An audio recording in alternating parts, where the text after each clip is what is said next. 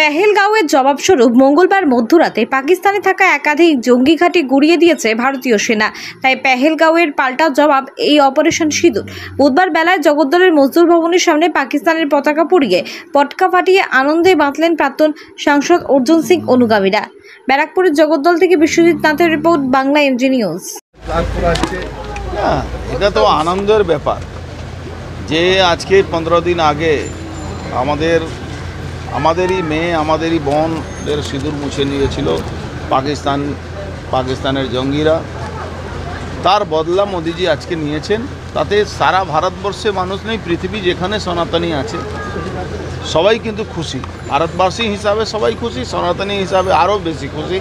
যেন বেছে বেছে সনাতনী হিন্দুদেরকে খুন করা হয়েছিল, তার ধর্ম পরিচয় হিসাবে জেনে তাকে খুন করা হয়েছিল। তার বদলা নিয়েছেন, তাতে আমরা খুবই আনন্দিত। তার জন্য সেলিব্রেশন হচ্ছে, সব জায়গা হচ্ছে, এখানেও হচ্ছে।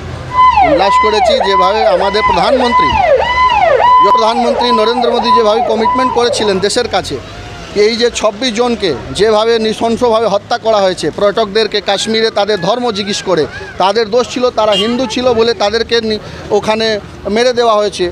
তো তিনি সেই সময় একটা শপথ গ্রহণ করেছিলেন কি এদের যোগ্য জবাব পাকিস্তানকে দেওয়া হবে, যে পাকিস্তান কোনোদিন পরিকল্পনা করেছিল না। সে কালকে রাত্রিবেলা জঙ্গিদের ঘাঁটিতে এয়ার স্ট্রাইক হয়েছে, এটা আমাদের খুব খুশির ব্যাপার। আর এর জন্য আমরা আজকে হর্ষ উল্লাস করেছি আমাদের এই এক্স এমপি মাননীয় অর্জুন সিংয়ের আবাসের কাছে।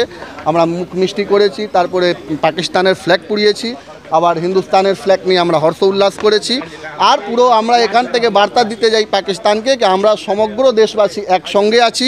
এবার যদি জেহাদিদের সদ্বুদ্ধি না আসে, আগামী দিন কিন্তু বিশ্বের ম্যাপ থেকে পাকিস্তান বলে কোনো দেশ থাকবে না, ওকে মুছে যেতে হবে। আমার নাম সুরজ কুমার সিং, আমি ভাটপাড়া মন্ডল 2 প্রেসিডেন্ট।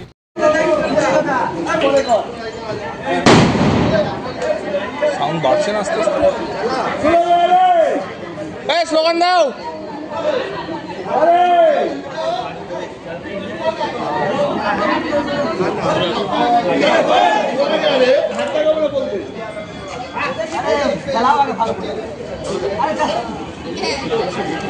এই স্লোগান দাও।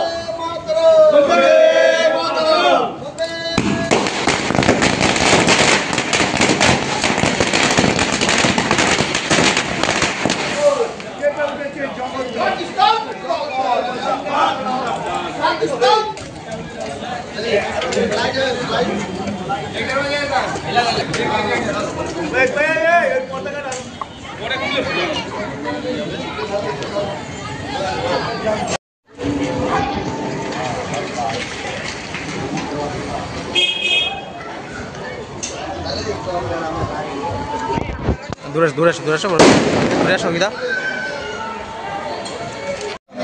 ক্যামেরা লাগলে ক্যামেরাটা 12টা বাজে বলছি, এদিকে চেপে আসো। উত্তেজিত হচ্ছে।